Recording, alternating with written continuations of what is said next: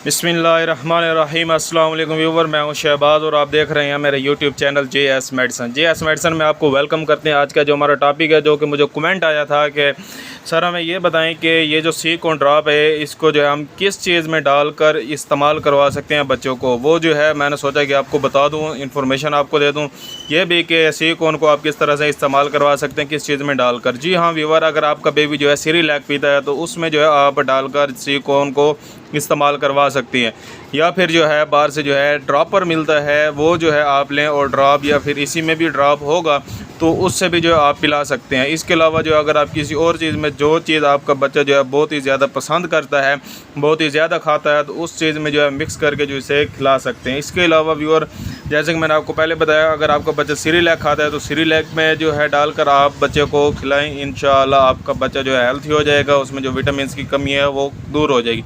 अगर कोई भी और इन्फॉर्मेशन चाहिए हो तो हमें कमेंट लाजमी करें, इसलिए जो है शॉर्ट सी वीडियो बनाई है ताकि आप लोगों को इन्फॉर्मेशन दे सकूं।